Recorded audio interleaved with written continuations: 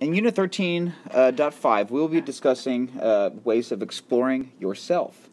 Now, psychology has been concerned with people's sense of self since the beginning.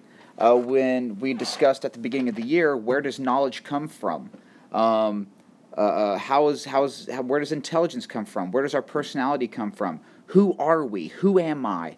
What are my likes, my dislikes? What is my personality? Who truly am? That is what we're going to be discussing in this unit.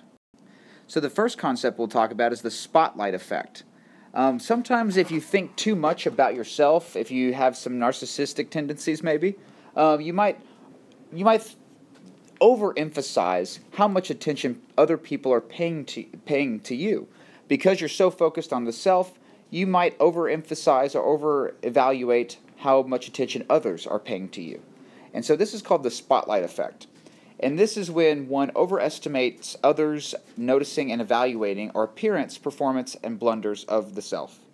So for example, if you have a little stain on your shirt and you walk into class, you might think, oh man, everyone's looking at my stain. Oh, people can't stop staring at me. This is so embarrassing.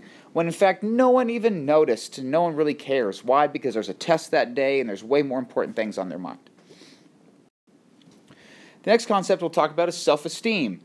This one seems pretty straightforward. Self-esteem is one's feeling of high or low self-worth. And there are many variables that play into your own sense of self-esteem. Are you getting enough sleep? Do you have strong parent support and parenting strategies? Do you have effective neurofeedback and educational strategies? What about your nutrition? Possible medications you may be on can contribute to your sense of self-esteem. All right, think about antidepressants, for example. All right, but your self-esteem, according to Abraham Maslow, can be accomplished only after you've obtained your physiological needs, your safety needs, your needs of belonging, and after you've satisfied a need of belonging by making close friends and being close with your family, you can then start to reflect more closely on the self and how you feel about the self. Which leads us to self-serving bias, which we've already talked about at the beginning of the year. Self-serving bias is a readiness to perceive oneself favorably. So if you're successful, it's because you're a genius.